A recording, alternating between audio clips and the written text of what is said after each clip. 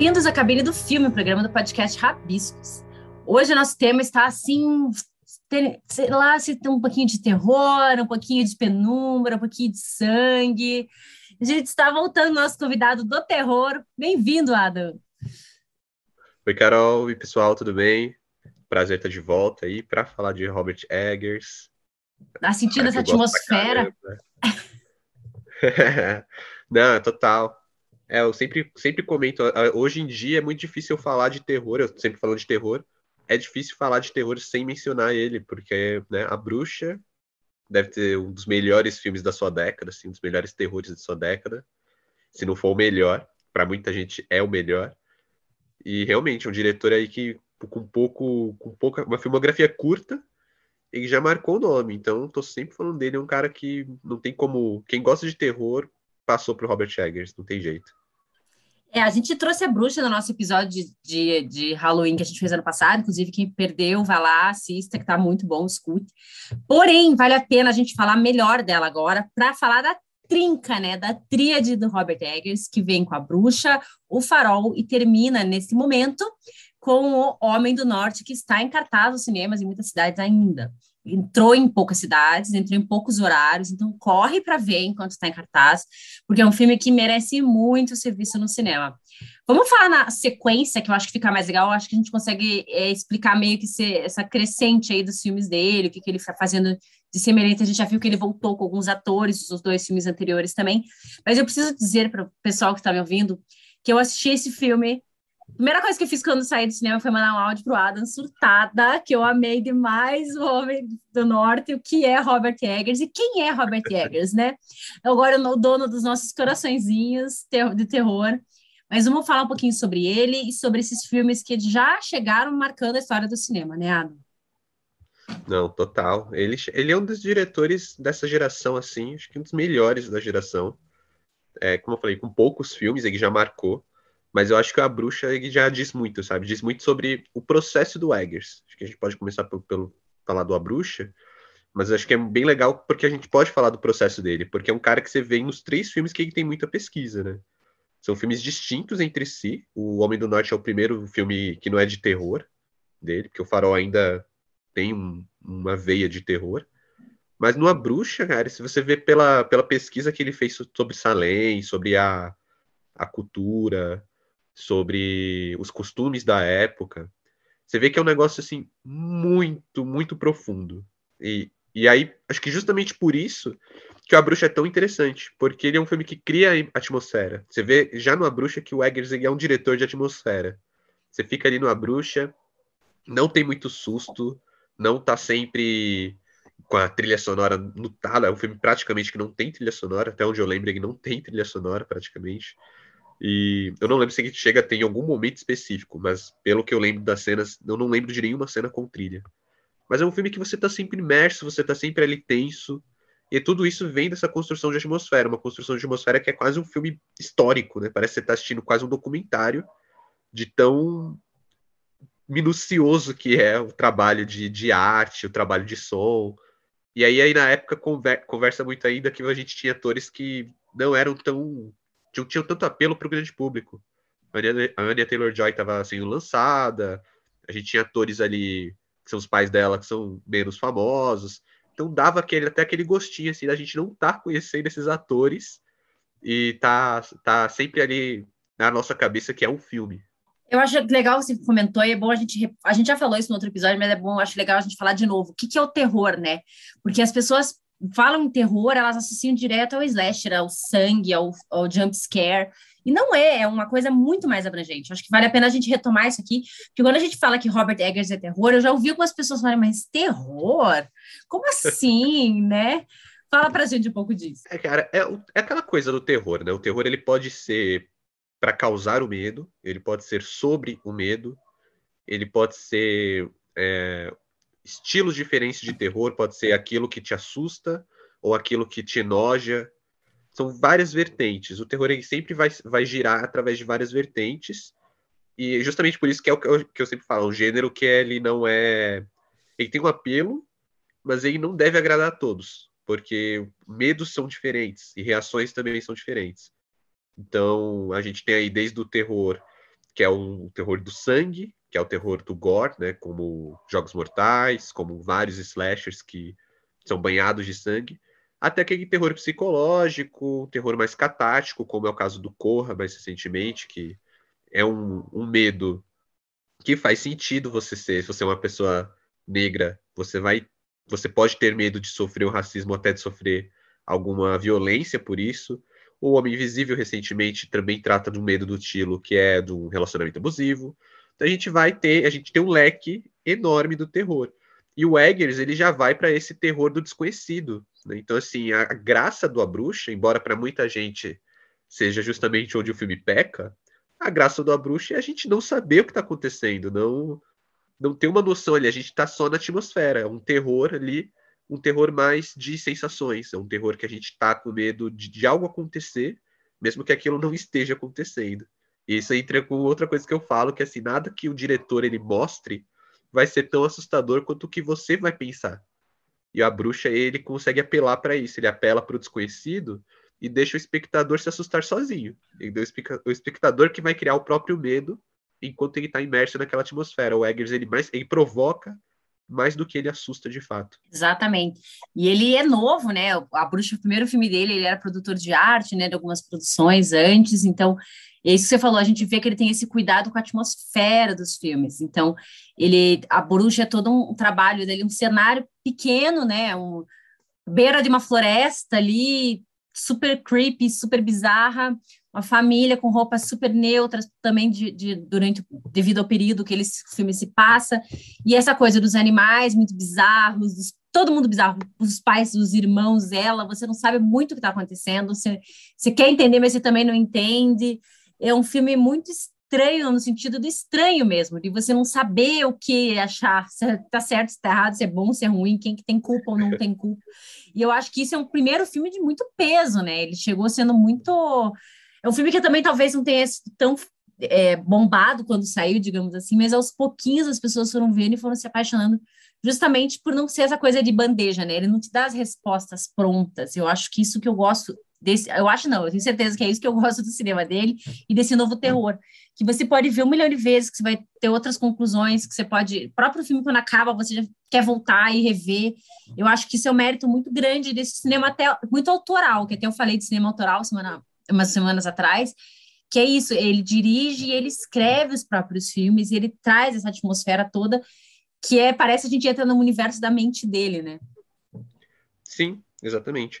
Eu acho legal como isso se conversa com meio que as inspirações das histórias dele, né? Porque assim, o A Bruxa, você vê que é uma história completamente original, assim, não adapta, até onde eu lembro, não adapta nada, mas ela tem ali o pezinho na parte histórica, nas Uhum. bruxas de Salem, nas caças bruxas. Então a gente tem uma família que ela a temática do filme gira em torno de um fanatismo religioso. A família é expulsa do vilarejo, onde por causa justamente dessa questão do fanatismo, porque acho que cometeram alguma coisa que foi entendida como pecado, então eles são expulsos. E meio que todas as consequências do filme se apresentam como consequências a pecados, né? Pensamentos pecaminosos, tudo mais. Então tem esse peso assim da gente entender uma relação com algo que a gente tem hoje em dia, com algo que a gente conhece, que é a religião, são comportamentos religiosos, com uma coisa que a gente conhece, seja por filmes ou seja por estudos, né, de história, como o caso das Bruxas de Salem, e ele envolver isso numa atmosfera para vender isso de uma forma mais mainstream, ainda que não tão mainstream assim, mas ele vender isso através do cinema numa bruxa. Então é um filme que assim, ele acaba tendo um apelo meio que para todo mundo. Mas é claro que nem todo mundo que assiste vai gostar, porque aí a pessoa às vezes vai com a expectativa de um filme de terror, como você falou, que entrega tudo de bandeja, e o A Bruxa não tem essa intenção. Ele já quer ser um filme mais envolvente, ele quer ser um filme que vai te deixar tenso, ele não vai te deixar apavorado. Mas é isso que é legal, porque assim, enquanto você está assistindo A Bruxa, talvez você não tenha medo, mas o filme ele fica na tua cabeça e vai crescendo, e eu vejo muita gente falando, tipo, pô, eu fiquei, depois de assistir A Bruxa, eu fiquei com muito medo. Não, tipo, durante o A Bruxa. E eu acho isso até mais interessante, que ele é um filme que ele fica contigo. É uma experiência tão profunda que você não tem como. Os créditos vêm, mas ele não acaba, a experiência não acaba. É bem isso. E assim, é diferente que é o que eu falei, isso que entrega de bandeja, é aquele filme clássico hollywoodiano, que a gente sempre gosta, né? Mas que o vilão para, ó, não, antes de matar ou fazer qualquer coisa, explica toda a motivação, conta toda a história triste, tipo, faz a gente entender o que está acontecendo, por que que ele está matando, né? Qual que foi o trauma de infância que fez ele virar um assassino. Muitos filmes de terror são assim. Os clássicos, Halloween tem, né? Ah, o cara era uma criança surtada, psicopata, tem sempre uma explicação. E na Bruxa não tem, não vem essa explicação. Nenhum, né? Nem no Farol. E o Homem do Norte, talvez um pouco mais, mas a gente vai entrar mais nele. Mas, assim, ele não são filmes claros que tem essa explicação, assim, em tela. Então, é até estranha mesmo, porque na hora que a gente fica esperando aquela explicação que a gente já está acostumado, ela não vem. Mas fica, opa, pera, acabou e o que está acontecendo? Né? A gente fica igual o meme do John Travolta em Pulp Fiction, assim, tipo, o que está acontecendo? Não, total, total. Eu acho isso é bem legal, porque realmente A Bruxa, não sei se cabe a gente falar quem é o vilão de fato, mas meio que não precisa, né, explicar as motivações dele. Ele faz aquilo que ele faz e pronto. E é um final animal, assim, Sim. é um final que você não espera, é um final que te pega de surpresa, ele é um final que ele muda completamente o tom do filme. É um final, de certa forma, ao mesmo tempo assustador, ele é reconfortante, o que causa uma sensação muito estranha. Eu achei isso mais incrível ainda, porque se fosse um final totalmente reconfortante, ok, seria esquecível. Se fosse um Uhum. final completamente assustador, ok, também seria mais um final. Agora, quando ele casa isso com essa coisa, a gente fica num sentimento conflitante na gente. E é por isso que a bruxa acaba se tornando tão fascinante. Acho que é por isso que ele não acaba de fato, ele fica com a gente. A experiência precede o final do filme. Porque é muito conflito, você não sabe. Você fica na sua própria cabeça. Será que eu farei isso? Será que eu farei aquilo? E acaba tendo essa sensação e você acaba querendo voltar ao filme, querendo voltar à experiência, entender tudo, sentir motivações, tentar entender, tentar olhar por outro viés, mas não tem jeito, você sempre vai acabar num conflito ali, que é maravilhoso. E eu já vi a bruxa sendo usada em cursos de feminismo, por exemplo. Porque a própria temática, né, da mulher bruxa, o que que é ser bruxa, né? Tem o Caliban é Bruxa, da Silvia Federici também, que é um livro que tenta estudar essas origens da caça às bruxas. Quem seriam essas bruxas, né? Essas mulheres que eram livres, que eram resolvidas, independentes, numa época que a mulher não podia ser assim, né? Que era pecado ser assim, que era crime ser assim, que elas eram condenadas literalmente à morte por serem assim. Então a bruxa trabalha muito com esse viés. Então, se a gente quiser tirar a questão do terror, quiser do estranhamento, daqueles bichos bizarros, aquele bode, pelo amor de Deus, quem que não tem pesadelo com aquele bode? Tipo, coitado do Aquele... bode, não sei se ele fez nada, ele não fez nada, mas me dá uma pavor aquele bode, pelo amor de Deus. Mas a própria questão subjacente, a própria crítica ali do empoderamento feminino, toda essa coisa que acontece no filme e vai desenvolvendo com a personagem da Anya, é muito interessante de ser discutida. Dá pra gente ficar discutindo só essa linha de história, né? De o que ele pega nessa história de Salem. Tantas bruxas, a gente também fez um episódio aqui sobre as bruxas e como elas são retratadas no cinema. E ali, é de uma forma muito mais o que vem por trás dessa questão da bruxa, né? Dessa liberdade, dessa coisa de você ir contra um fundamentalismo religioso completamente assolador, né? Tipo, eles foram expulsos da comunidade por alguma coisa muito também, roubou uma galinha, uma coisa muito, muito besta, digamos assim, mas significava muito dentro de um contexto opressivo, opressor. Então, eu gosto muito dessa forma como ele traz na história da bruxa toda essa questão da mulher também, né? Sim, e aí, eu acho que isso é legal, porque não dá pra falar do A Bruxa sem falar disso, né? Não dá pra falar de caça às bruxas sem falar disso. E eu acho muito legal porque acaba dando mais uma força assim pro filme quando a gente comenta do papel da mulher no cinema de horror, que acho que dá muito pano pra manga. Dá muito pano pra manga, porque a gente sempre teve toda aquela coisa assim dos filmes com uma leva mais conservadora, com uma coisa punitiva, né, do sexo, e geralmente isso acaba se voltando muito à mulher, tanto que a gente tem o papel da Final Girl, que é um papel que vem sendo cada vez mais desconstruído nas últimas décadas do terror, nos últimos anos do terror. O A Bruxa é justamente um dos filmes que desconstrói, né? A gente tem questionamento, a gente tem hoje quem questiona se a personagem da Anya Taylor-Joy pode ser considerada uma Final Girl, porque existe um certo paralelo mas também existem argumentos que impedem essa lógica. Então, a gente acaba entrando nesse ponto. E essa desconstrução dentro de um filme onde a temática ela não pode ser separada da questão do papel da mulher, da questão de uma certa questão até dá para dizer feminista, acaba só fortalece, assim, porque aí entra o que eu falei de ter um filme com uma pesquisa muito extensa. Porque o A Bruxa tem muitas camadas. Você pode ficar descascando ele até onde você querer. Você vai encontrar pano para manga, você vai encontrar assuntos diferentes, você vai encontrar pontos de vista diferentes. Se você levar esse filme para 100 pessoas, você vai ter 100 pontos de vista distintos e 100 pessoas que vão conseguir acrescentar algo sobre o filme, porque acaba se tornando uma experiência muito pessoal.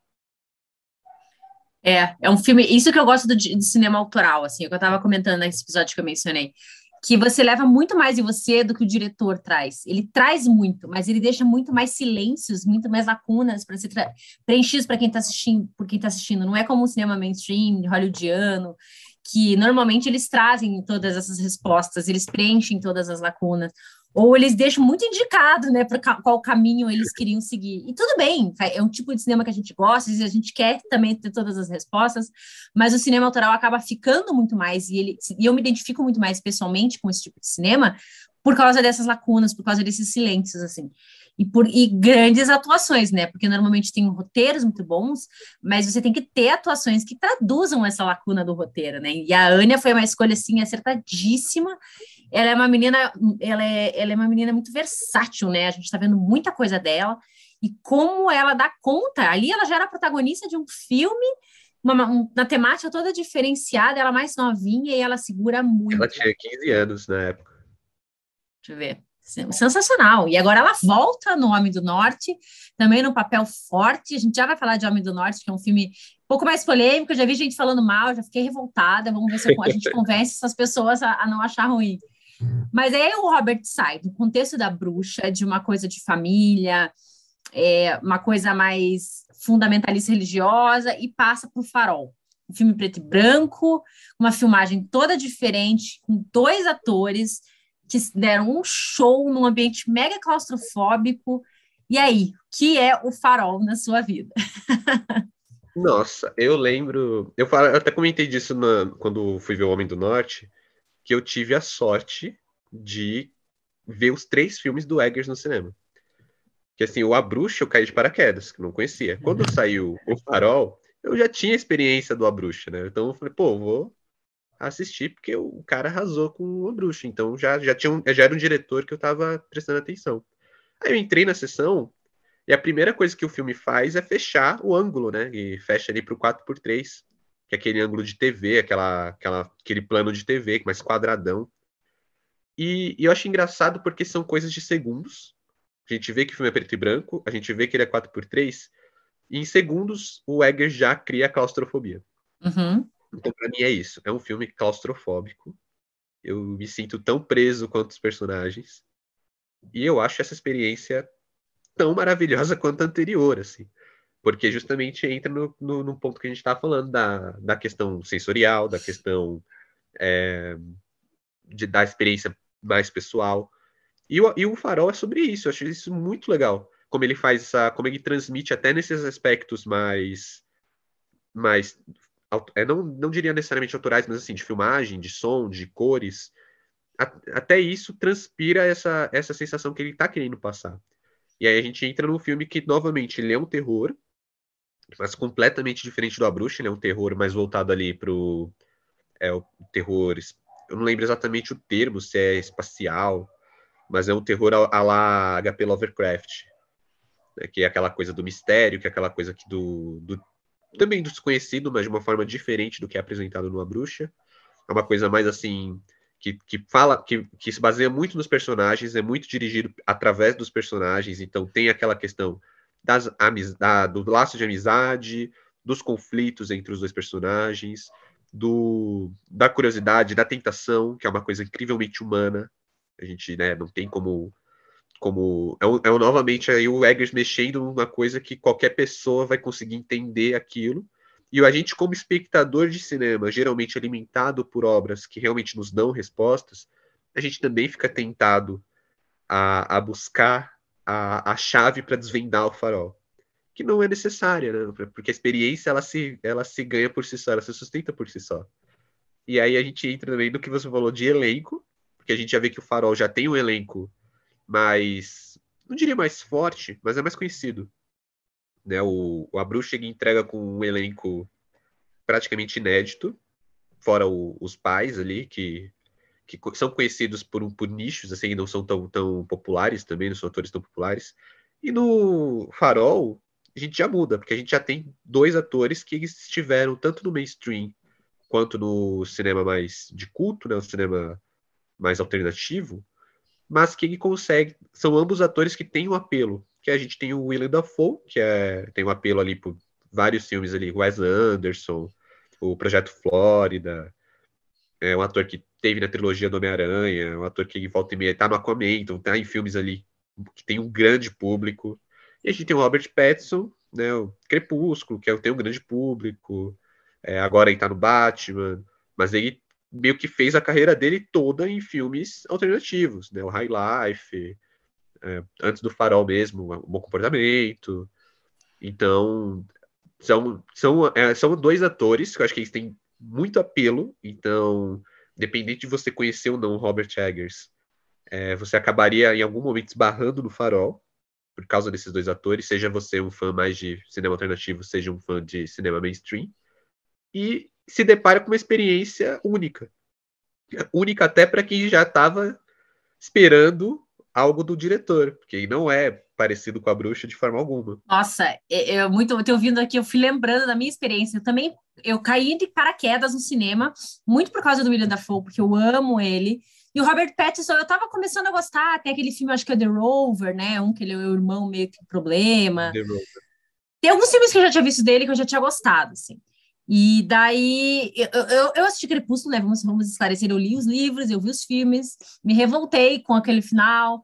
Os filmes realmente são muito beias, mas assim, o Robert Pattinson faz o papel que era para ser feito, né? Ele segue a linha dos livros, então não vamos criticá-lo nesse nível. Porém, de fato, Obrigado, eu concordo.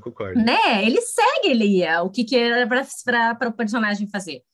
Mas ele foi realmente construindo uma carreira muito sólida em filmes não tão conhecidos. Aí quando eles vêm e se bate ali com o William Dafoe, é um embate mesmo. Para mim, o Farol, eu fui no cinema assistir e também foi essa sensação, e tava gelado o cinema, um ar-condicionado gelado, aquele gelo, aqueles filmes fechados, e eu assim, gente, o que tá acontecendo? E é um preto e branco que não é nítido, né? Ele é meio granulado, assim, é uma coisa que tem uma textura. E começa os dois literalmente num farol. O William Dafoe é um personagem muito maior, assim, você percebe ele um personagem muito maior, enquanto o personagem Robert Pattinson tá ali acanhado, tá ali chegando naquele ambiente, e ao longo do filme, eles vão invertendo esse papel, eles vão oscilando, uma hora um parece que tá maior e maior, não de tamanho, mas de interno, assim, né? Tanto a forma de falar, o posicionamento do corpo. Quem não viu ainda, ou quem quiser rever, eu notei muito isso do Robert Pattinson, que ele é mais alto que o William Dafoe. E no começo do filme parece que o William Dafoe é mais alto que o Robert Pattinson, porque é impressionante a forma como eles vão interagindo, como se fosse uma peça de teatro mesmo, dentro desse espaço que fica entre a casinha do farol e o próprio farol, né? E eles vão tendo essa interação que vai alternando o tamanho deles até chegar no ápice do fim do filme, que cada um meio que encontra a sua própria loucura, ou não, né? A gente não sabe se eles estão loucos de fato, se aquilo é na cabeça deles, se é por causa do isolamento, e é um filme muito que diz com a pandemia também, né? Com essa coisa do você estar preso sem poder sair num ambiente que você não quis estar, o que você... Então, os diálogos são muito bons, tem muita obra de arte como referência, né? Você falou de estudo, o Farol tem muito estudo a gente já viu várias comparações, né, de obras que o Robert Eggers pegou para fazer as cenas, de mitologia mesmo, essa coisa do farol, do mar, de toda essa questão, assim, das sereias até, né, uma coisa bem mesmo do encantamento ali daquele local. Então, para mim, o Farol é um filme que me pegou inteira, assim, eu fui bem isso, caí de paraquedas e saí apaixonada pelo Farol, e daí a Bruxa eu não tinha assistido, fui assistir, quando a gente gravou o episódio, me apaixonei também, daí claro que assim que saiu o Homem do Norte, estava lá no fim de semana de estreia, sentadinha no cinema, preparada para me surpreender, porque eu sei que ele vai surpreender.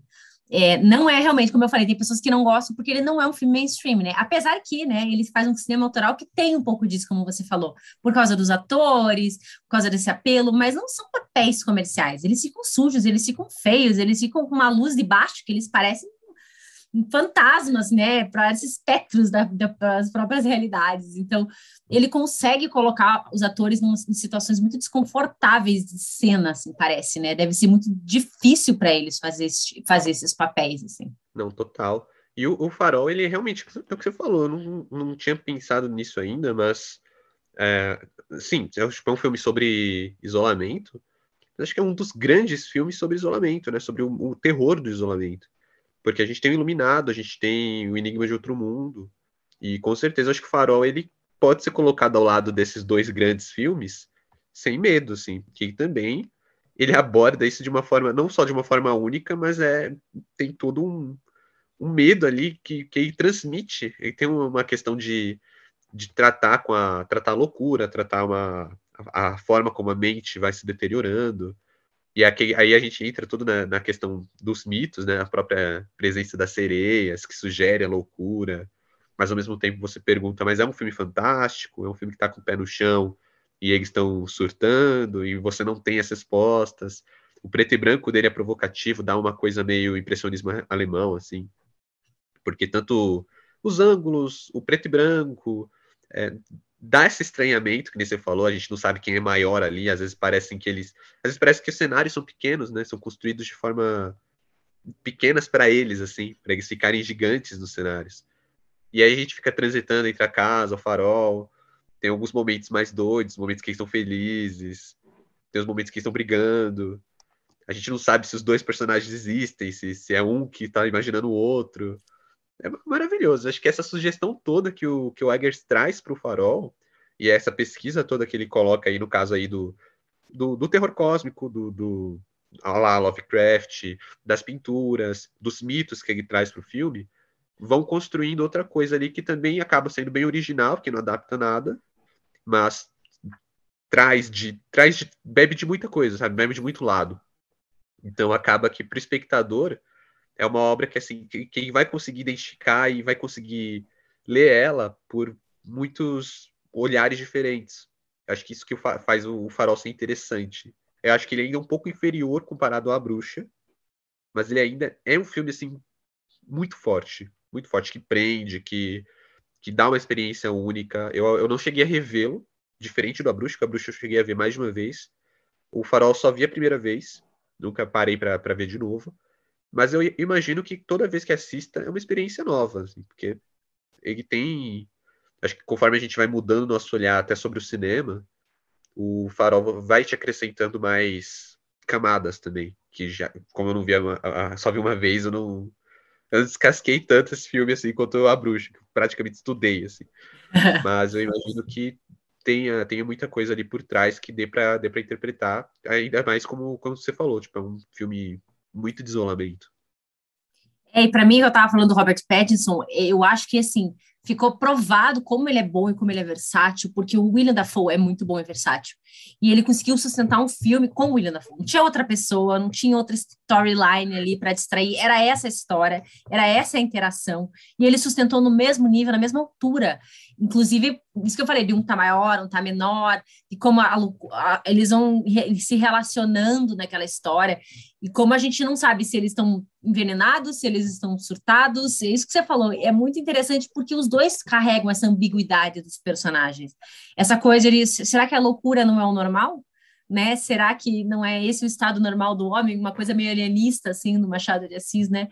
Então, é um filme que traz muitas camadas também. Eu não acho que ele seja menor do que A Bruxa, mas eu acho que ele é uma outra categoria de filme. Eu acho que é uma outra categoria. Né? Eu talvez por ser um filme mais intimista mesmo, uma coisa mais assim claustrofóbica, a gente tem essa sensação, porque realmente é um filme que duro de rever, porque a gente já sabe o que você vai, aí você entra voluntariamente no estado de claustrofobia, né? Porque quando você vai a primeira vez, você não sabe o que esperar.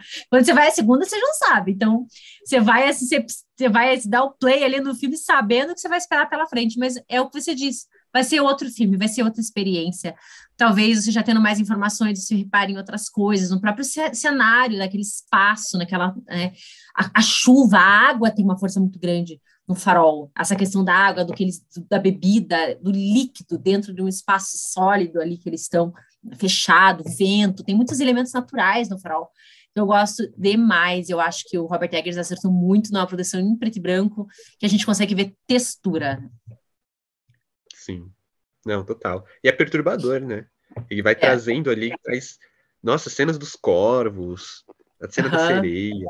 É muito perturbador. Acho que ele lota o filme de signos, assim, que eu não sei, aprofunda. Porque você não consegue colocar sua cabeça no lugar. O Farol não te deixa respirar, e não te deixa você, sabe? Ok, calma, deixa eu pegar um fôlego aqui. Não, ele vai. Até ele vai esticando a corda até ela quebrar, assim. E isso com o espectador também. Porque a gente não consegue se ver livre daquilo. É uma experiência claustrofóbica, de fato.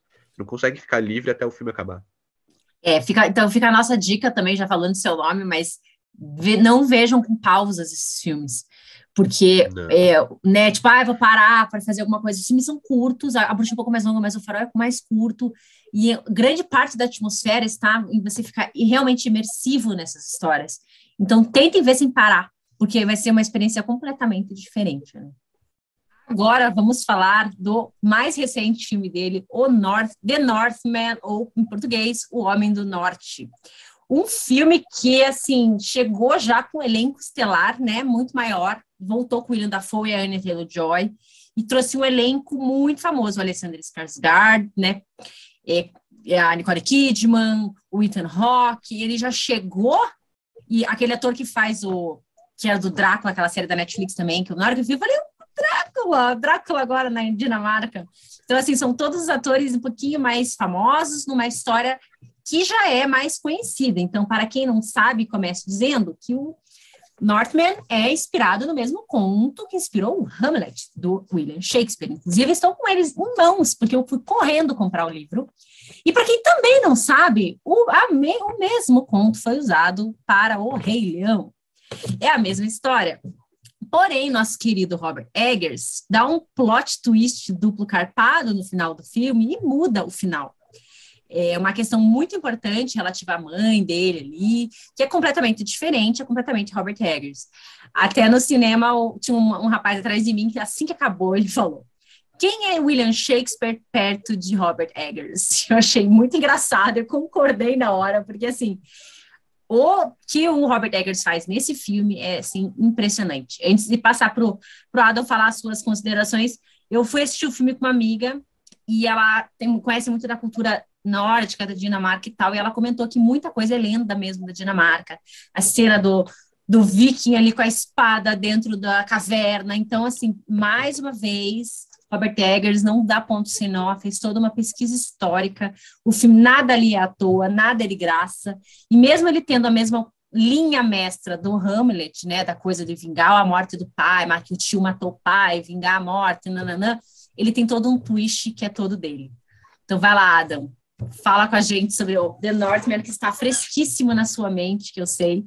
Nós vimos recentemente, comentamos brevemente, falei, a gente precisa falar sobre ele num episódio especial. Nossa, sim. Cara, eu confesso que eu falei isso para um amigo também, que O Homem do Norte teve 3 momentos que eu simplesmente assisti e eu não consegui não verbalizar, foi meio que automático, que eu assisti aquela cena e eu falei em voz alta, não alta o suficiente para incomodar quem estava do meu lado assistindo, né? Que a sala estava meio cheia. Mas eu falei em voz alta, assim, um simples que foda. Sim, saiu. Porque, sabe, 3 momentos específicos do filme que eu tava besta pela experiência. Eu falei isso no meu Instagram, eu falei, gente, vai assistir The Northman, pega uma sala com som bom. Porque o Eggers, ele gosta de trabalhar muito a fundo essas coisas. Então, assim, visualmente, o filme é perfeito. O som do filme sabe, é o que cria a experiência, é o que transforma de um filme para uma experiência, ao meu ver. E em alguns desses momentos que eu falei, o que foda, é por causa do som. Aí foram três momentos. Aí aquele momento que tem essa cena da espada na caverna, do cavaleiro na caverna. Uma cena que aparece muitos corvos, não quero dar muito contexto aqui, porque acaba sendo spoiler. E uma cena que é como a cena final ali, no finalzinho, acho que é a última cena. Sabe, momentos ali que o Eggers me impressionou. Eu digo isso porque, apesar eu cresci com mitologia grega, né? Então eu sempre estudei a mitologia grega, eu sempre curti os mitos da mitologia grega. Mas de uns 4, 5 anos para cá, eu comecei a conhecer mitologia nórdica, que eu acabei até gostando um pouco mais do que eu gosto da mitologia grega. Então, quando eu vi certas cenas ali, eu consegui ter esse contexto, sabe? Eu falei, cara, olha que representação foda da mitologia nórdica. Porque, assim, não só as imagens que ele traz para o filme são muito acuradas, assim, são bem, assim, bem próximas do que a gente vê quando a gente começa a entrar de cabeça na mitologia nórdica, mas o contexto, sabe? O contexto que ele traz o Valhalla, o contexto que ele traz Hel. Então tem todo um peso, não é só, ele não traz só para ilustrar, ele não traz só para, porque é bonito, para porque vai criar momentos visualmente emblemáticos. Ele traz porque tem uma lógica histórica e mitológica por trás que casa, e é muito bom como ele usa isso no Homem do Norte. É o que você falou da pesquisa. Ele faz uma pesquisa muito extensa e ele sabe como trazer isso para o filme. E eu acho que assim um dos grandes filmes assim que eu vi que trazem mitologia nórdica de uma forma próxima ao que a gente vê quando a gente estuda um pouco disso. Porque e eu gostei muito desse caso do Homem do Norte, que ele não é um filme tão fantasioso, porque eu acho que a gente tem outras fantasias baseadas na mitologia nórdica, mas é difícil ter um filme assim que é mais pé no chão, ele é mais histórico, né? Porque uma boa parte do filme ele segue ali uma coisa bem, bem assim realista. E aí lá para metade do filme é quando ele começa a temperar com os elementos mais fantásticos, mas sem ir totalmente para o fantástico. Acho que conseguiu um equilíbrio muito bom. Nossa, eu tenho muitas coisas para falar desse filme. Eu tenho que cuidar para eu não falar rápido, porque vocês sabem que quando eu me empolgo, eu falo rápido. Para começar, é super inspirado no Hamlet, até que o Adam estava falando aqui antes. O nome dele é Hamlet, né? Então, assim, é o mesmo anagrama com o mesmo nome. A história em si, ela é muito violenta. Porém, ela sugere muitas violências. A parte que ela é mais violenta é quando ela sugere as violências, nem tanto quando ela mostra a violência. Ela mostra algumas questões, mas, assim, é essa questão do sugerir de novo do Eggers, do silêncio, da lacuna, da gente saber o que está acontecendo sem eles precisarem mostrar, né, necessariamente. Ele mostra muita coisa, porque também faz parte do contexto, que nem o Adam falou, do Valhalla, dos vikings, dos nórdicos, daquela briga por poder, por território. Então, não dá para ser um filme leve, tipo, vamos ali brigar e corta para a próxima cena. Não dá. Eles têm que mostrar essa ferocidade dos personagens. Mas o que mais me encantou foram essas camadas de novo. Eu vi uma crítica que eu discordei veementemente, porque a pessoa falou assim, é um filme de vingança muito previsível. Mas, gente, não é um filme de vingança, entendeu? Os filmes do Robert Eggers não são lineares, assim. Não é um filme sobre tal coisa. A bruxa é sobre uma bruxa, o farol é sobre um homem perdendo né? Não é isso, né? Os filmes do Eggers são muito maiores, isso é muito para além do que está sendo mostrado ali. É sobre todos esses estudos e tudo que é colocado dentro da história. Pelo menos para mim, né? Acho que para você também, né, Ada? Não, total. Pô. Tipo, eu acho muito problemático quando a gente resume as obras assim a uma coisa muito simples, sabe? Eu lembro da época do Regresso, que as pessoas também falavam, tipo, é um filme bobo, tal, é uma história de vingança. Cara, tipo, é mais que isso, sabe? Não é uma história puramente de vingança. Kill Bill não é uma história puramente de vingança. A história de vingança, eu gosto de história de vingança porque eu acho que é uma motivação muito pura. É Uhum. uma motivação quase por instinto, é simples, qualquer pessoa compreende. Você não precisa elaborar demais. Você elabora o motivo e elabora a vingança, e é isso. Você tem um plot. Mas é o que os diretores fazem além disso. Então, Kill Bill é uma história de vingança, mas tem toda uma vibe, não diria autoral, mas assim, tem uma identidade. A Tem. identidade de Tarantino. O Regresso também é uma história de vingança, mas tem outra identidade. E o Homem do Norte já tem uma outra identidade, um outro contexto. Porque, assim, vamos e convenhamos que é Hamlet. Então, assim, se for para ser básico, a pessoa não vai reclamar por ser uma história de vingança. Ela vai reclamar por ser Hamlet. Uhum. Então, e ela não tá reclamando por ser Hamlet. Então, significa que o filme já foi suficientemente original para isso. Né? Que ele é Sim. uma coisa própria, ele tem uma identidade própria. E realmente tem muitas camadas. A gente entra aí. Dá para abrir o Homem do Norte para várias caixas. Dá para abrir ele para a caixa novamente, da questão da mulher, que a gente tem ali a personagem da Anya Taylor-Joy. Dá para abrir a personagem da Nicole Kidman também, que é muito boa, que é muito interessante. Acho que é uma das personagens mais interessantes do filme, assim, se não a mais interessante. Só que ela é coadjuvante, então ela não tem tanto foco. A gente pode abrir ali pela questão histórica mesmo, como foram os conflitos, como é a cultura da época. A gente pode abrir pelo lado mitológico. Assim, e é essa junção que faz com que o Homem do Norte seja um filme bom, sabe? Mesmo que ele seja a história de vingança. Em teoria, toda história de vingança ela vai acabar com a vingança. Então, tudo bem, ela parte de uma premissa previsível, mas eu acho que o caminho até ela não é nada previsível. É perfeita colocação. E assim, só o adendo, Shakespeare, eu fiz um curso de Shakespeare ano passado, atrasado.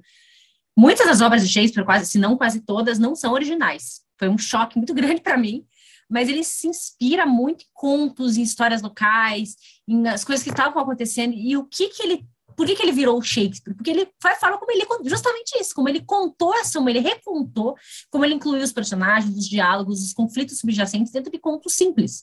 Então, assim, são histórias universais, uma história de vingança, uma história de família, né, de loucura. O Hamlet, né, entra muita questão da loucura, do que é você cumprir tem muita coisa do destino, né? Do que você está predestinado, quanto você tem liberdade dentro disso. Então, tudo isso é trabalhado pelo Eggers de uma forma extremamente autoral, extremamente. Aquela hora, a cena, gente, eu saí desse filme surtada. Primeiro que o Alexander Skarsgård tá assim, sensacional, né? Ele tá muito no papel, ele tá aquele bruto mesmo, e a gente já viu ele fazendo outros papéis. Inclusive, eu achei muito curioso, porque ele é o filho da Nicole Kidman, né? Que envelhece 5 minutos em 30 anos, mas tudo bem. E eles fizeram um par romântico, né? Eles são um casal em Big Little Lies, inclusive ele é o marido abusivo dela nessa série.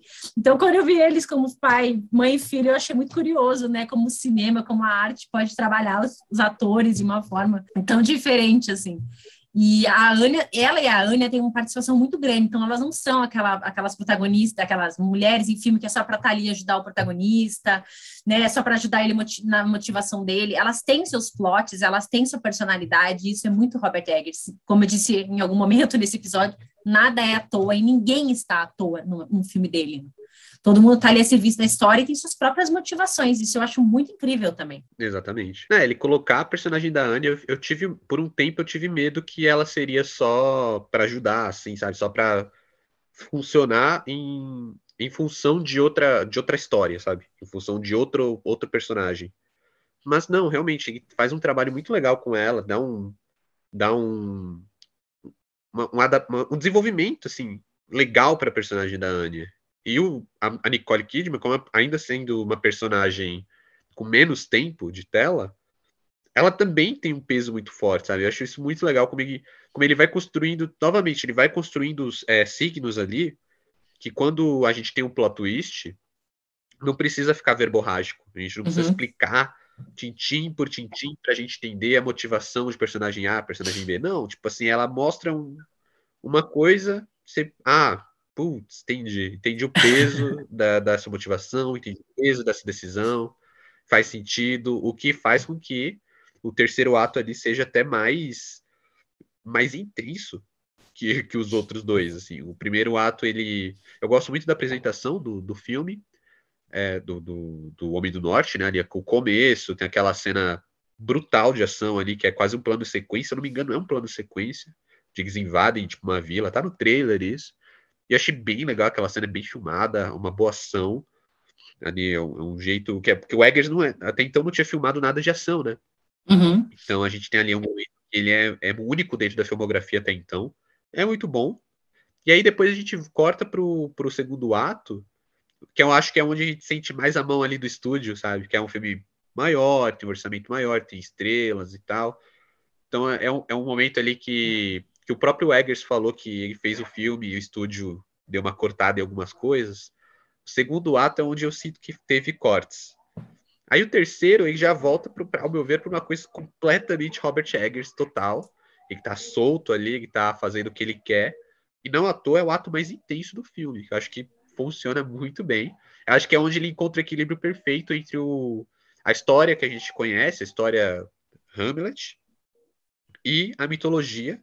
E ele dá ali a carinha dele, sabe? Ali é onde o filme ele vai assim, direto para ser Robert Eggers. Ele perde É, todas as amarras, ele vira um filme totalmente Robert Eggers. sim, e é uma história muito forte, porque normalmente essas histórias de vingança acabam com a vingança, né? Você termina se vingando. A própria história do Hamlet, o Shakespeare, mostra que essa vingança ela vai consumindo tudo no caminho, inclusive o próprio vingador, digamos assim. Todo mundo vai sendo consumido. É um sentimento muito potente, muito destruidor. Então, ele consegue mostrar isso, e é diferente do Farol, porque se passa num ambiente aberto grande parte do tempo, né? Eu, num lugar, até eu comentei que eu fiquei com frio nesse filme, fiquei, assim, tensa, porque é um ambiente aberto, lúgubre, nossa, confundi até a palavra aqui, mas névoa, é uma coisa aberta que dá uma sensação estranha. Mais uma vez, a coisa sensorial, ele mexe muito com fogo, com luz e sombra de novo, com a questão da caverna, com a questão né, de você estar escondido, de você sair. O William Dafoe, de novo, numa participação incrível, tem essa questão meio mitológica, que tem em todas as culturas, né, do sábio, do mago, a participação da Bjork, está assim, pontual, né, ele tem cenas ali que, meu Deus, são melhores do que muitos filmes, né. Não, total. E é incrível como o William Dafoe e a Bjork, eles têm assim... A Bjork tem pouquíssimo tempo, o William Dafoe já tem mais tempo, mas é pouco também. E eles roubam a cena, né? Eles aparecem e são marcantes. Eu acho isso muito legal. É muito a cara do Robert Eggers também, que você falou, de não ter nada à toa. Então, esses personagens, esses atores, e trazer um ator de presença como o William Dafoe para um personagem menor ali, não é à toa. É mais naquele momento do que se fosse o protagonista, por exemplo. Então é muito legal como o Eggers ele tem esse dedo para escolher os atores para encaixar nos papéis certos. Eu acho que isso é muito, muito bom. E sobre a vingança de consumindo, é a pesquisa. Você vê que até o Eggers encontrou ali até o Seu Madruga, um grande filósofo, né, que fala que a vingança nunca é plena, mas a alma envenena. Porque, sinceramente, eu acho que meu, transmite muito isso, cara. É o Seu Madruga ali, é a filosofia do Seu Madruga. Porque realmente, e é o jeito que ele aplica, porque quando a gente tem histórias de Viking, não pode ser soft, assim, não pode ser algo leve, algo brando, porque Vikings não eram brandos, tá? Então tem que ser algo extremo, e eu gosto muito como o filme vai crescendo ali. Tem um momento que o personagem some por um momento, né, o protagonista some por um momento e aí ele retorna. Dali em diante, o filme vai num crescendo. É cada vez mais intenso, cada vez mais sangrento. Termina num conflito, num ambiente por si só, que não tem como ser brando naquele ambiente. Então, eu gosto novamente como ele pega e ele traz a representação mitológica para o terreno, assim, para o mundano. Então ele pega ali, a gente vai se. Quando ele fala, tem a frase que ele fala, nos encontraremos nos portões de Hell. Eu fiquei na dúvida do que aquilo significava. Eu falei, cara, se o filme for pra esse lado, eu pensei por um lado assim, falei, pô, se for pra esse lado, não vai ser legal. E aí ele não foi porque eu pensei. E aí eu entendi o que ele quis dizer com a frase. Eu falei, pô, interessante, né? Como ele transmite essa. Como ele consegue costurar bem o mundano e o mitológico nesse terceiro ato para fazer esse conflito funcionar tão bem. Eu acho isso muito legal. Eu acho que por isso que eu fiquei muito impressionado. Eu saí muito impressionado com o filme. Como eu falei, eu senti algumas coisas, senti que teve. O estúdio segurou em alguns momentos, mas o final, o terceiro ato, ele me ganhou muito. Assim, eu acho que é o ápice do filme. Acho que como deve ser, é o ápice do filme. E aqui eu acho que esse ponto dele saber costurar mitologia e mundano, pra mim, sabe, é algo praticamente inédito. Eu não vejo muito isso no cinema, principalmente no cinema americano, no cinema estadunidense, né? E aqui deu pra enxergar de uma forma bem única. Essa questão dos portões do inferno, né? Praticamente um trocadilho ali com a palavra, porque é o fogo, é o tempo inteiro é o fogo, é a destruição, é a consumição, né? Daquilo que eles são, porque o tempo inteiro eles têm violência. Você vê, os jogos de entretenimento são extremamente violentos, as pessoas morrem por banalidades, então a morte, o fim, né? A tragédia está sempre presente ali. Então, é um universo muito disso, assim, né? Não é uma grande surpresa para eles que mais uma pessoa morreu, mas como aquela pessoa vai morrer e como que aquilo tudo gira em torno deles e como ele coloca um outro, né, uma outra camada em cima daquela história com a sede de vingança dele e ao mesmo tempo tem cenas ternas, bonitas de amor, as cenas com o Ethan Hawke, que também faz uma participação, mas é um personagem que é o motivador de toda a história, né? Então, é um ator, para mim, o Ethan Hawke, eu já falei com a Gabi, a gente falou dele da trilogia do Antes, ele é muito versátil e ele tem uma cara muito ambígua, porque ele pode ser o cara mais fofo do universo, como é o Jesse, mas ele pode ser creepy, bizarro, problemático, psicopata, ele conforme a atuação e conforme o papel que ele tá. Então, ali ele fica bem nesse papel, que a gente vai comprando, né? A gente não sabe muito quem ele é, porque ele morre no começo. Inclusive, não é spoiler, né, gente? Porque a motivação da história é ele se vingar da morte do pai. Mas, como a gente vai conhecendo o personagem do Ethan Hawke pela visão dos outros personagens. E isso também é muito interessante, né? Ele não diz, em momento nenhum, quem era o rei ali. É os outros que vão dizendo quem o rei era para eles. Isso também vai mudando a nossa percepção dele. Então, isso eu achei muito incrível. Ele, como filho, a gente segue a linha do que ele está vivendo e como ele vai desconstruindo a visão que ele tinha dos personagens e das pessoas ao redor dele e dele mesmo, assim, dele próprio, do que é a vida dele dentro desse contexto ali de morte, de vingança, de guerra, de sangue.